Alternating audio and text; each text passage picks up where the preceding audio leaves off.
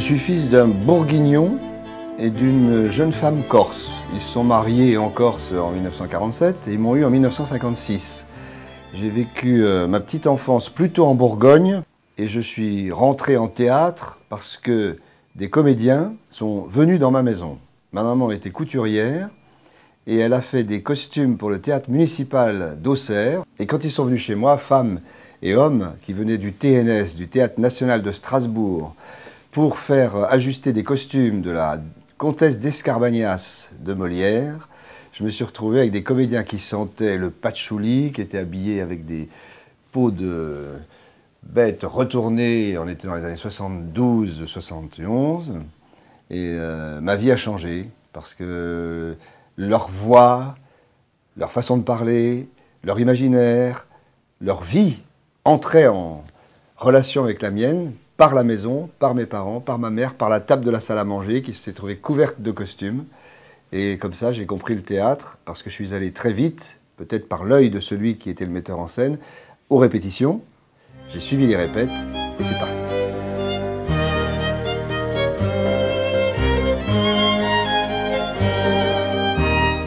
Ensuite, je suis allé en stage avec ce metteur en scène qui faisait un stage d'éducation populaire sous l'égide de la jeunesse et des sports en France, donc, à Vézelay, dans la maison de Romain Rolland, qui me fait mettre mes petits cailloux de petits poussets en route, puisque Romain Rolland est l'auteur du Théâtre du Peuple, et il s'était mis en chantier avec Potcher à Bussan pour inventer le Grand Théâtre du Peuple de Bussan. Et dans la maison de Romain Rolland, nous avons fait un stage qu'on appelle stage de réalisation, qui mélange des amateurs, des professionnels, le corps enseignant. Et l'année suivante, je suis à Valréas, dans la Drôme, avec un autre homme, conseiller technique et pédagogique, professeur du TNS, metteur en scène, René Jauneau, qui a été un des grands pourvoyeurs de femmes et d'hommes responsables du théâtre français depuis. Ces stages d'art dramatique m'amènent à l'école Dulin, Charles Dulin, pas n'importe laquelle, puisque Charles Dulin a toujours prôné cette transmission, cette formation, cette éducation de l'acteur comme un artisan. Je suis à Paris en 1975, je suis mes premières années d'art dramatique, en même temps que la formation de Jacques Lecoq, qui comptait beaucoup pour moi. Au sein de l'école du Lin, il y avait une formation donnée par Yves Kerboul, qui était un grand homme du mouvement, de l'étude du mouvement. Et puis, j'ai la chance de rentrer au Conservatoire national. Donc je conjugue ces stages, une première formation importante de l'école du Lin, puis le Conservatoire national. Ensuite, eh bien, je joue très vite à Avignon, à la Cour d'honneur, dans des grands lieux de théâtre. Et puis le cinéma m'appelle, et la télévision. Je fais beaucoup de télévision, beaucoup de cinéma. Je continue à jouer au théâtre régulièrement. J'abandonne souvent des projets de télévision ou de cinéma pour jouer au théâtre, comme Le Soulier de satin de Paul Claudel, que Antoine Vitesse a mis en scène à la Cour d'honneur à Avignon, qui part sur les routes pendant 18 mois. Donc j'arrête une carrière de cinéma, je suis appelé toujours par ce rapport d'artisanat plutôt que d'industrie. De tous ces cailloux de petits poussets qui sont là devant moi, je me rends compte à 56 ans aujourd'hui que tout cela a un sens, le sens de la vie, celui dans lequel on essaie de couler. Mais je regarde ma chance, je vois comment les choses sont venues jusqu'à la maison, jusqu'à moi, jusqu'à mon intérieur, puisque aujourd'hui, j'ai poursuivi l'aventure de l'éducation populaire, les premiers stages qui m'ont constitué, j'en ai été moi-même l'inventeur, le constructeur à nouveau. Je suis professeur aussi au Conservatoire national, là où j'ai été élève, j'ai été directeur de l'école du Lin, co-directeur, et je continue avec cette école à la soutenir dans ses projets. Donc chaque fois que j'ai coulé dans ma rivière, cela a été à chaque fois pour en fait être chargé d'une mission, être un témoin, un relayeur des aventures qui m'ont constitué.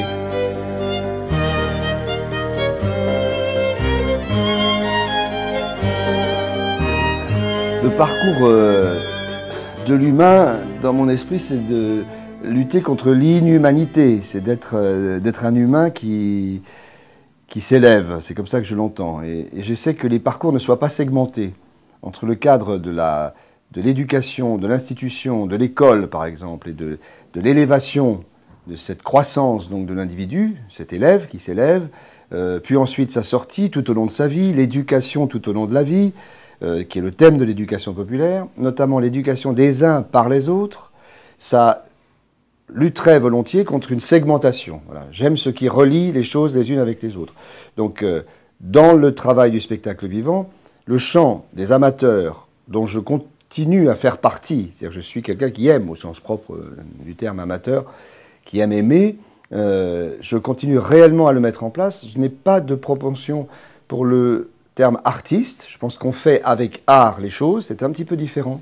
Faire avec art, c'est valable pour tout le monde. Être un artiste, ma foi, je ne sais pas encore ce que c'est. En revanche, je suis un artisan, très certainement. Donc on trouve l'étymologie des éléments, mais plus dans un acte précis. Alors, réunir les amateurs et les professionnels, je pense même que c'est un acte politique très important, parce que tout ce qui nous réunit, tout ce qui nous rassemble, qui lutte contre la segmentation, permet de vivre ensemble. Mais c'est souvent un mot valise, vivre ensemble. C'est surtout faire ensemble. Donc il faut commencer par faire en sorte que les lieux ne soient pas étanches les uns avec les autres. Alors j'ai toujours lutté contre l'idée des amateurs séparés des professionnels. Je comprends bien derrière toutes les questions à la fois légales, de droit, etc. Hein, le droit, notamment pour les auteurs. Mais l'état d'amateur est un noble état. Voilà, ça n'est pas péjoratif, et au contraire même, il est commun à chacun, et je le cultive. Donc, tout ce qui segmente m'ennuie.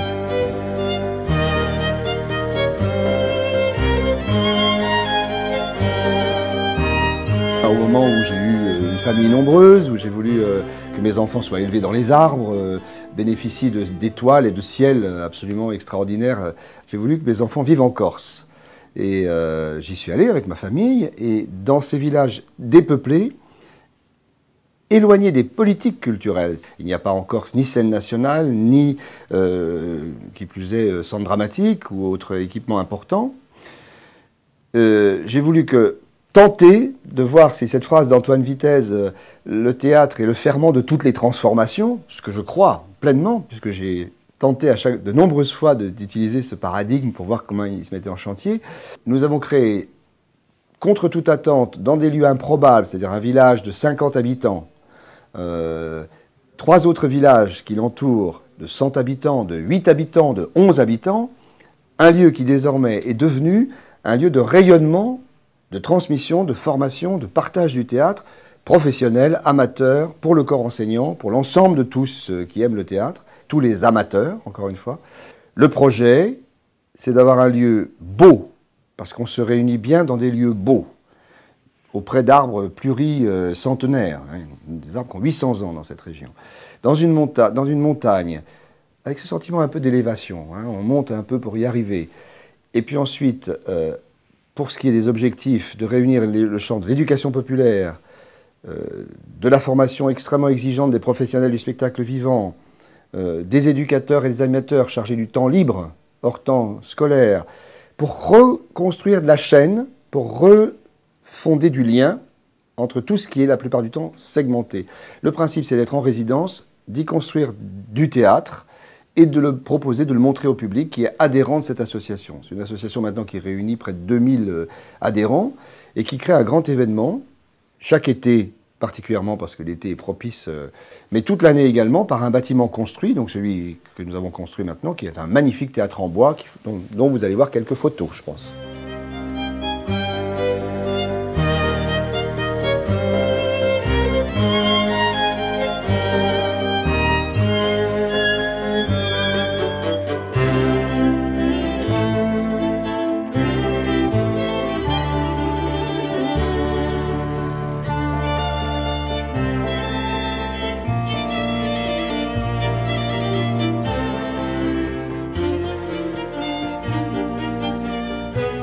Très pragmatiquement, sur un temps de 34 jours, on arrive à construire du spectacle vivant et à le montrer au public. Donc je retranche une semaine de ces 34 jours où l'on montre le travail que l'on a fait, les pièces de théâtre travaillées. Hein.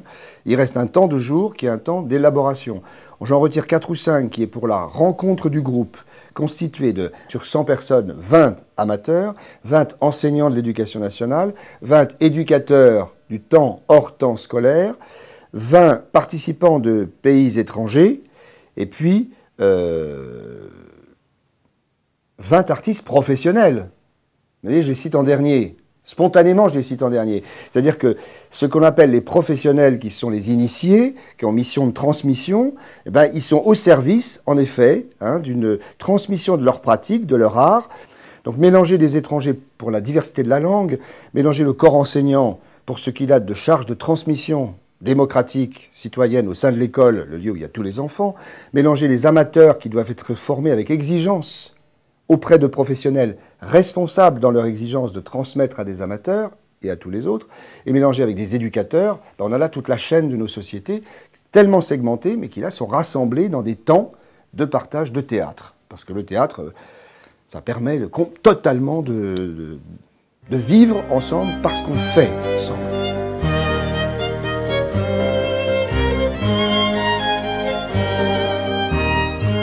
Notre monde est segmenté. Notre monde est fait d'individus particularisés, c'est-à-dire mis en groupe selon en fait un système d'organisation mercantile qui consiste à considérer les citoyens comme des cibles d'achat potentiels dans le monde consumériste dans lequel nous vivons depuis un siècle. Donc il ne s'agit pas de le fustiger, et là n'est pas le propos maintenant. Mais ce qui est certain, c'est que nous ne sommes pas seulement des particuliers. Nous ne sommes pas les vieux, les jeunes, les amateurs, les professionnels, les grands, les petits, les gros, les maigres. Nous sommes surtout des individus singuliers. Donc chacun parlant une langue étrangère, et la singularité en mathématiques comme en philosophie, c'est indivisible, non comparable, non interchangeable. Or nos sociétés prônent l'interchange. On confond particulier et singulier. Alors réunir des vieux et des jeunes. Et j'aime dire vieux. On dit un vieil arbre, c'est magnifique un vieil arbre. On ne dit pas un arbre âgé de combien. C'est pour ça que je suis très attentif à la question de la langue et la beauté de la langue dans sa précision, parce que nommer, c'est déjà faire exister, reconnaître, respecter, donner à l'autre sa force singulière. Alors, mélanger les vieux et les jeunes, ça m'importe beaucoup. Et le rapport intergénérationnel, il va de soi que la sagesse, conjuguée à la fougue, que la connaissance et le néophyte vont de pair, et que c'est ce que n'a plus en énergie que va chercher le vieux auprès du jeune, et le jeune a besoin de l'expérience. Et c'est par l'expérience que l'on pense, c'est par l'expérience que l'on invente. Voilà. Cette idée de l'expérimentation, elle nécessite à la fois la sagesse, la maîtrise, et en même temps une certaine fougue que seule la jeunesse peut apporter. Donc je m'entoure de jeunes, voilà. Comme j'ai été moi-même jeune à 16-17 ans et que j'ai rencontré cette parole de l'éducation populaire, je continue à la promulguer pour qu'elle soit effective et juste. J'y crois beaucoup.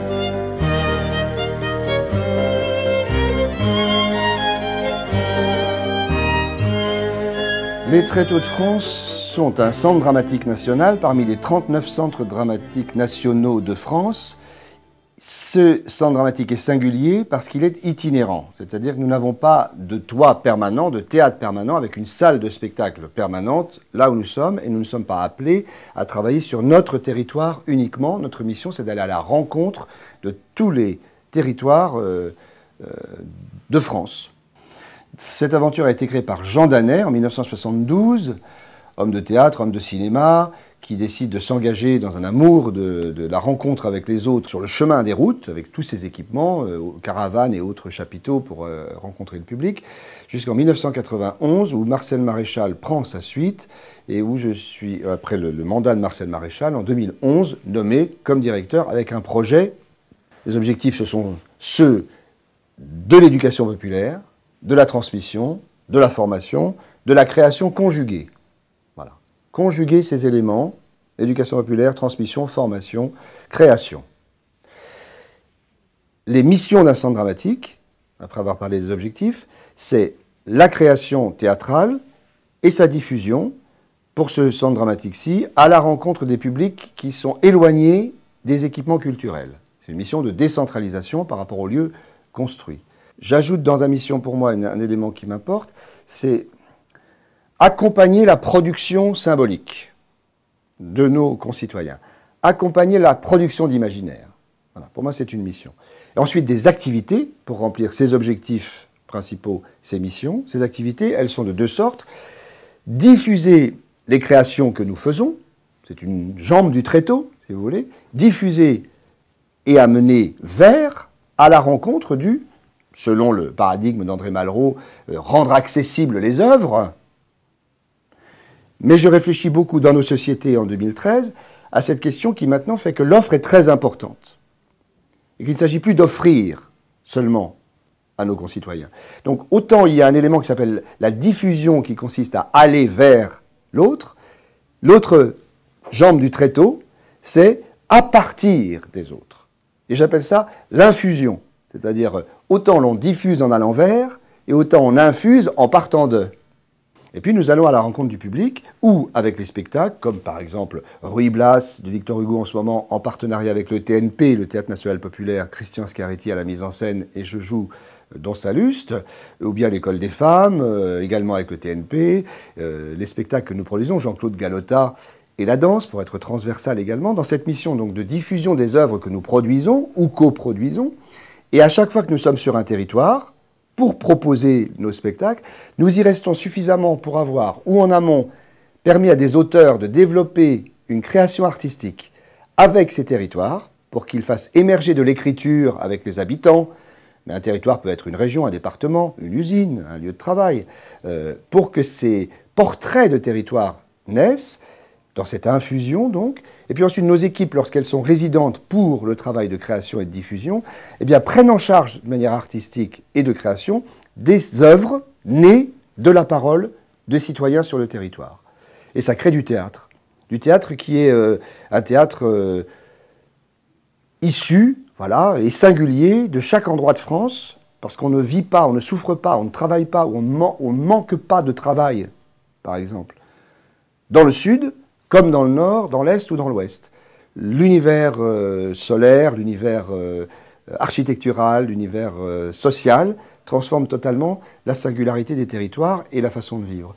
Donc mettre ces territoires ensuite en conversation les uns avec les autres, transporter un spectacle créé dans le Sud vers le Nord, ce spectacle d'infusion, ou bien de l'Est à l'Ouest, voilà, c'est source de conversation entre les territoires et ça lutte également contre la segmentation et ça apporte une grande liberté, un grand oxygène de création, parce que ça met des auteurs en chantier, des troupes sur le territoire en chantier, ça reconstitue les liens entre les politiques culturelles du monde de l'éducation, du temps hors temps scolaire, des professionnels, des amateurs qui sont segmentés et qui, par notre présence, nous ne sommes pas du tout dans un but curatif, mais on apporte juste de l'émulation et du désir de rencontre.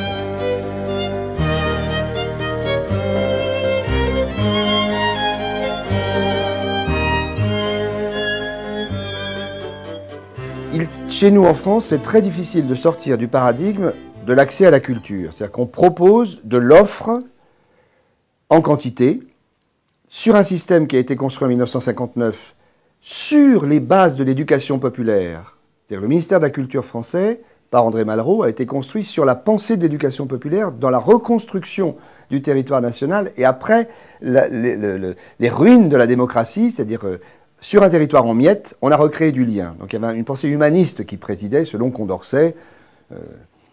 Tant qu'il y aura des hommes qui n'obéiront pas à leurs raisons propres, mais qui recevront leurs opinions d'opinions étrangères, le monde sera séparé en deux classes, celle des hommes qui croient et celle des hommes qui pensent, celle des maîtres et celle des esclaves.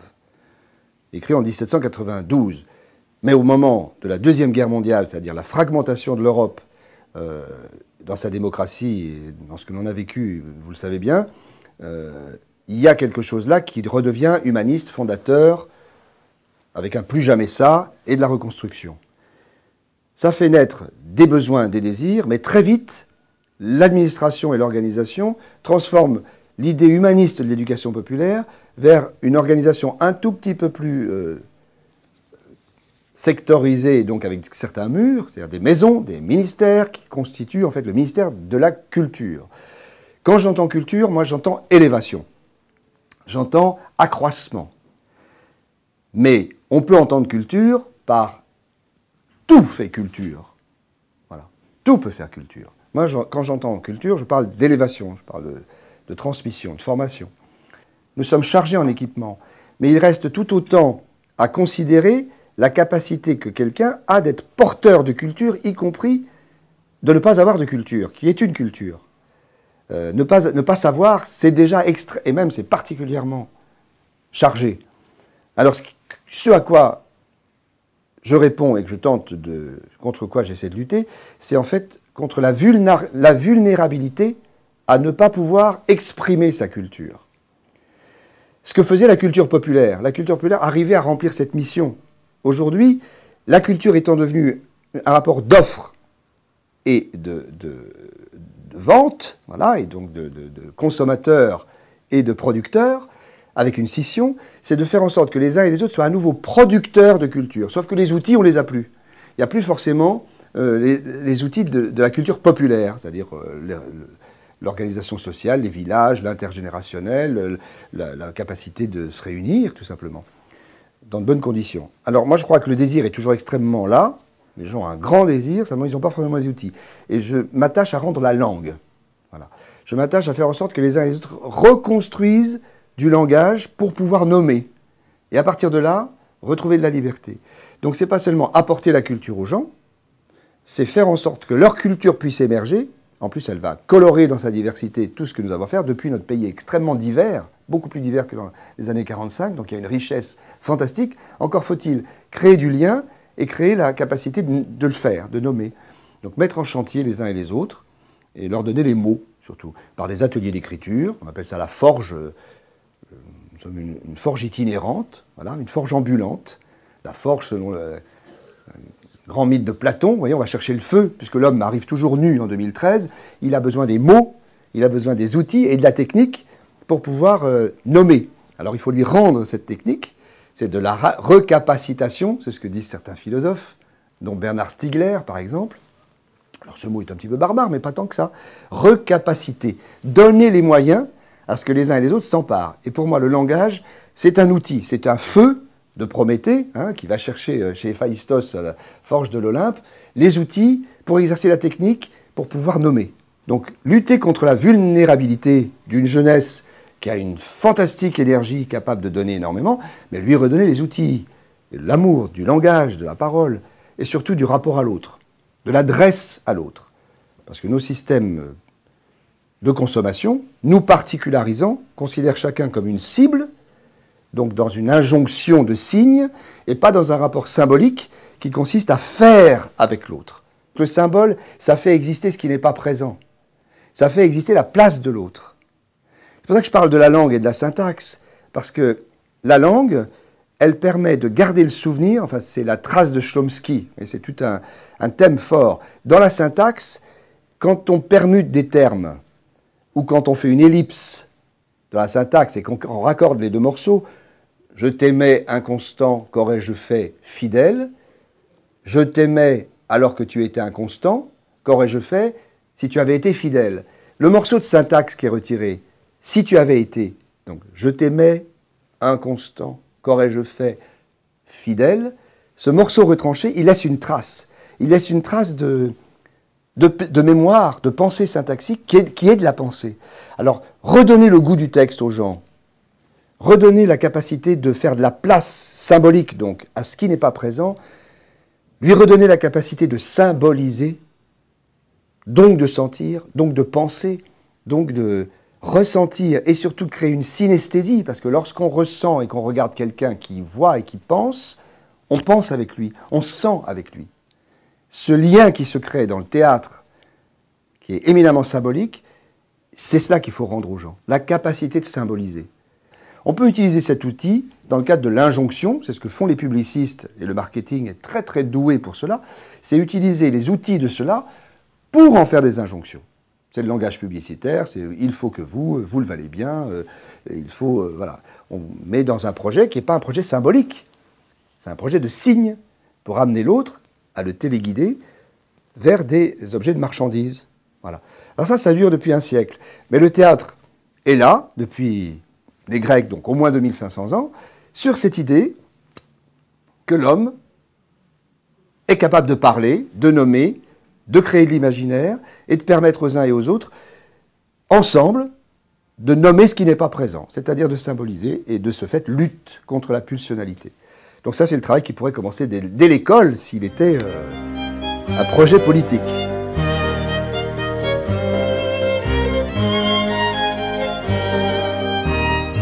Il y a une charge de l'adulte vis-à-vis de l'enfant. Il y a une responsabilité de savoir ce qu'est un enfant en train de croître, en train de s'élever, et un enfant qui est arrivé au sommet de ses possibilités, puisque élever, c'est cela, très exactement. C'est accompagner quelqu'un jusqu'au sommet de ses possibilités. C'est une responsabilité des adultes. C'est une responsabilité des institutions, qui sont des tuteurs, pour que cette élévation soit soutenue, soit croissante, régulière, et à chacun, depuis notre République, hein, et que chaque citoyen a les mêmes droits.